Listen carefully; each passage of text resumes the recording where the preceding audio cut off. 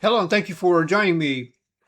This lesson is the poison legacy of Jeroboam ben Nebat, Jeroboam the son of Nebat. Our lesson text is going to be 1 Kings chapter 12, verses 25 through 33. I will put a link to my study outline in the description of this video so that you can download that and use that if in any way you can. So let's get started. Now, in the Bible occur names that will live in infamy.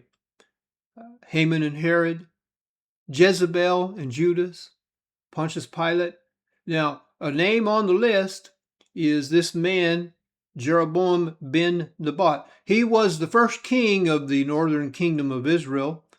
He was a man of great promise. He had wonderful opportunities given him by God, but he succumbed to paranoia and made faithless decisions. Jeroboam introduced a spiritual cancer into Israel. In fact, we often read of him in at least his name and his influence in 1st and 2nd Kings. The kings that followed him, they all walked in the ways of Jeroboam ben Nebat, who made Israel to sin. So a continuing influence. So the poisonous legacy of Jeroboam ben Nebat. Now I'm going to give a brief history of the man. Then we're going to talk about his irrational fears, his religious innovations, and his tragic legacy. And so a lesson for us is this, that decisions we make today can have far-reaching consequences on those who come behind us. So we need to use extreme care and caution in our decisions, especially relative to our spiritual walk. Jeroboam's history, he's first mentioned in connection with the reign of Solomon. He was a leader of the prominent tribe of Ephraim. He was a young man of courage, intelligence, and industry. Solomon, as a wise personnel manager would do, Solomon took notice of him and promoted him over the labor force of the tribe of Ephraim. So you can read this information in 1 Kings chapter 11, verses 26 through 28. Now we know that Solomon's later years were characterized by corruption. He had a large harem of wives and princesses. He taxed the unified nation heavily to support his top-heavy government. He introduced idolatry into the nation in order to please his many lady friends, his foreign wives. And there was a seething anger just below the surface in the nation. There was a general unrest. Now, God declared that he would chasten the David line of kings because of what Solomon had done. So he said that when Solomon died, he would sever or allow 10 tribes of the nation to separate themselves from being under the rule of the David line of kings. These would become a separate kingdom. They would have their own king. Importantly, God would still be the divine king, and the spiritual responsibilities, the representative responsibilities of the new kingdom would not change. They were still accountable to Jehovah. Jeroboam was God's choice to be the first king, and the Lord made great promises to this man. So we read these in 1 Kings chapter 11, verses 37 and 38. God says, I will take thee. Now he's addressing Jeroboam through one of his prophets. I will take thee, and thou shalt reign according to all that thy soul desireth, and shall be king over Israel. And it shall be, if there's a conditional element here, if thou wilt hearken unto all that I command thee, and will walk in my ways, and do that is right in my sight, to keep my statutes and my commandments, as David my servant did, that I will be with thee, and build thee a sure house, as I built for David, and I will give Israel unto thee. So What do we see? The Lord made great promises to this man. He promised him blessings and continuity of his family. But this was all conditional. They were conditioned on Jeroboam's faithfulness to God and his work. But think about it, what a rare opportunity this man had. So Solomon died, and his son Rehoboam succeeded him, and he was what I call a silver spoon punk. I doubt that he ever worked a day in his life. He was an unwise man. His subjects requested that he ease the tax burden on them, that he would ease up on the heavy taxation. Rehoboam answered the people roughly, and so the 10 northern tribes seceded. They broke away. We've had it. And Jeroboam became king. So our text then in 1 Kings chapter 12, verses 25 through 33. Now, I will not be able to unpack everything here, but I will touch on some high points. Then Jeroboam built Shechem in Mount Ephraim, and dwelt therein, and went out from thence and built Penuel. And Jeroboam said in his heart, Now shall the kingdom return to the house of David. If this people, speaking of his subjects, if they go up to do sacrifice in the house of the Lord at Jerusalem, then shall the heart of this people turn again unto their Lord, even to Rehoboam, king of Judah, and they shall kill me, and go again to Rehoboam, king of Judah. Whereupon the king took counsel, and made 2 calves of gold, and said unto them, It is too much for you to go up to Jerusalem. Behold thy gods. Literally, behold your Elohim, O Israel, which brought thee up out of the land of Egypt. And he set the one in Bethel, in the south of his country, and the other put he in Dan in the north. And this thing became a sin, for the people went to worship before the one, even unto Dan. Things were a little looser up there. And he made a house of high places, and made priests of the lowest of the people, which were not of the sons of Levi. And Jeroboam ordained a feast in the 8th month, on the 15th day of the month, like unto the feast that is in Judah. And he offered upon the altar. So did he in Bethel, sacrificing unto the calves that he had made. And he placed in Bethel the priests of the high places which he had made. So he offered upon the altar which he had made in Bethel the 15th day of the 8th month, even in the month which he had devised of his own heart, and ordained a feast unto the children of Israel, and he offered upon the altar and burnt incense. All right, so let's talk about Jeroboam's irrational fears. Jeroboam was an intelligent man, but you know, smart people sometimes make bad decisions and do dumb things. It was Job who said, great men are not always wise. Jeroboam settled into his new role. He set up his administration, built his capital. Things were going well, just like God said. Now we can infer some time passed, and Jeroboam started thinking about things. Now he should have thought, man, God has been so good to me. Everything he said to me has happened. But Jeroboam let his mind go. He came to have unrestrained thoughts. And in so doing, he opened himself to satanic influence. So what happened? Well, his problem was he had a problem with something God commanded Israelite males to do in Deuteronomy chapter 16 and verse 16.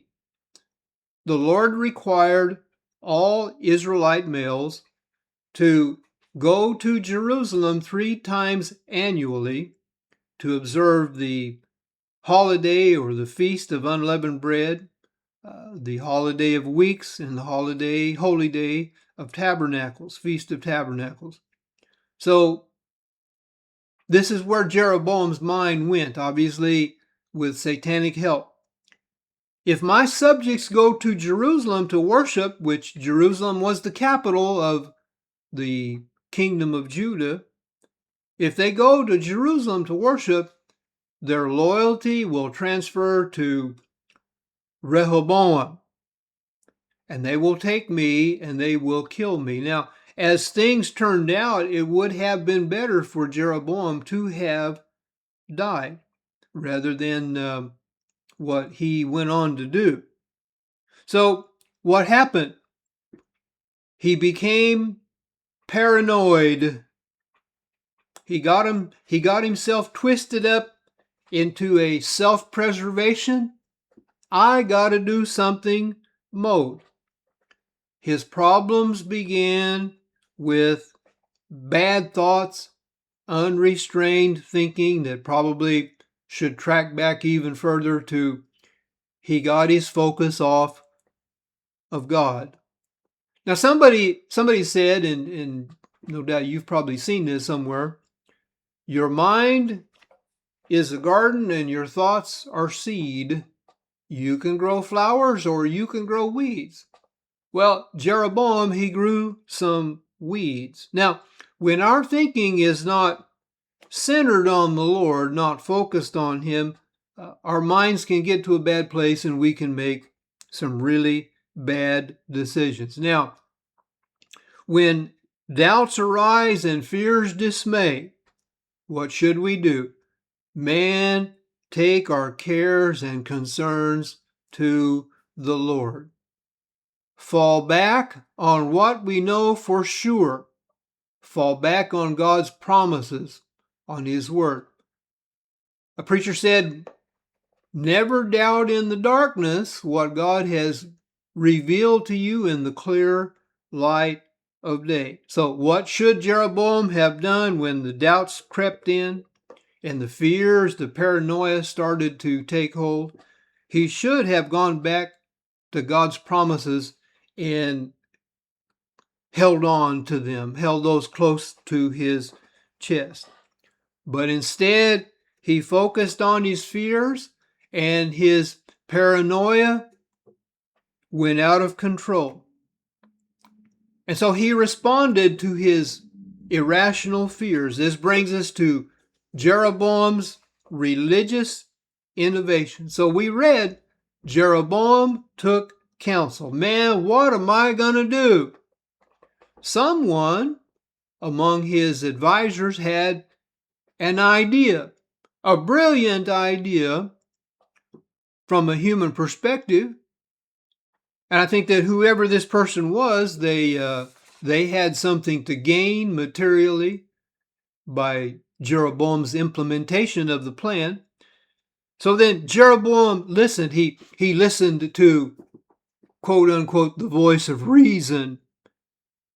And he created a syncretistic religion. Now, religious syncretism occurs when elements of truth are mixed with religious error.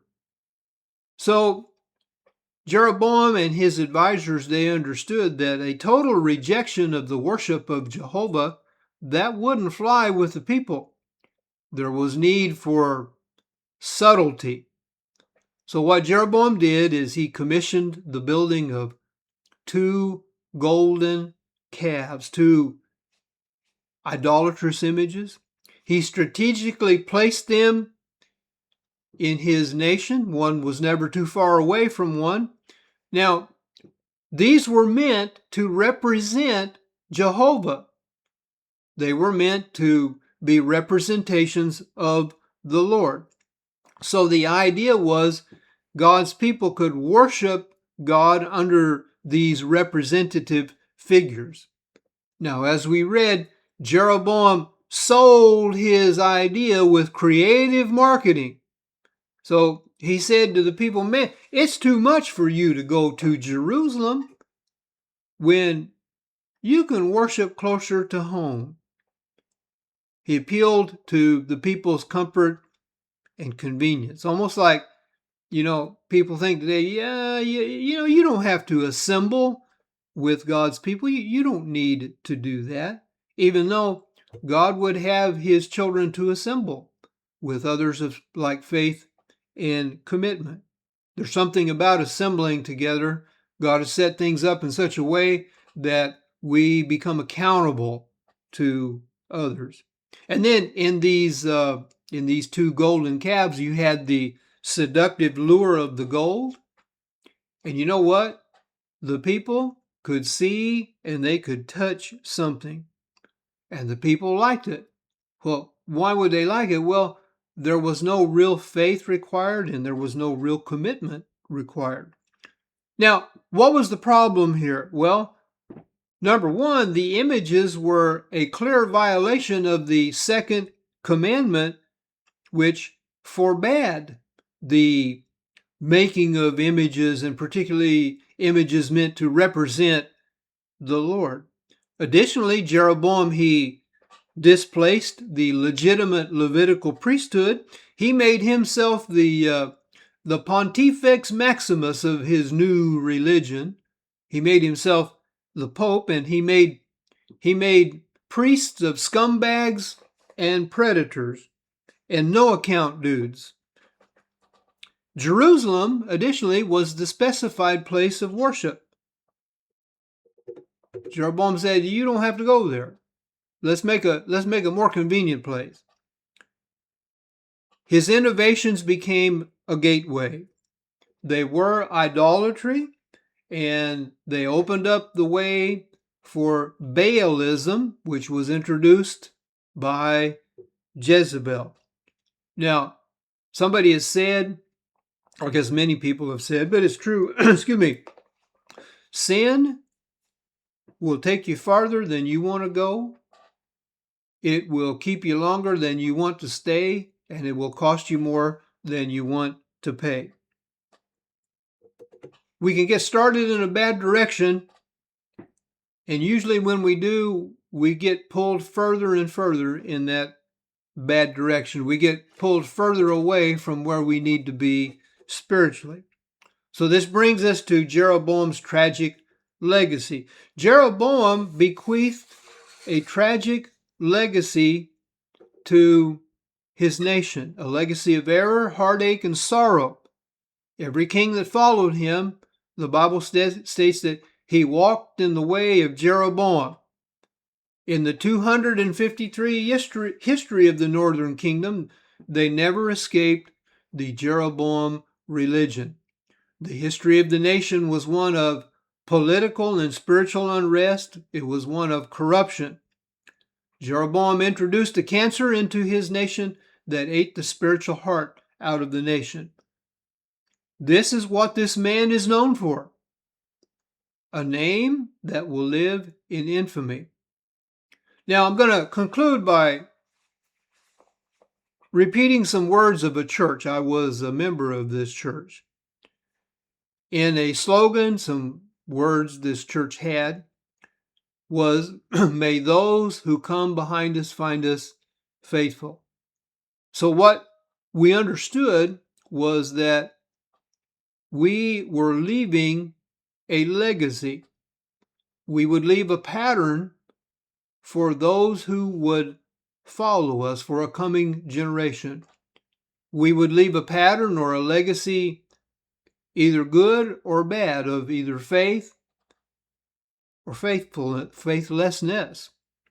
So what we understand then, in closing out, today's church choices can impact on the lives of others for good or bad long after we're gone.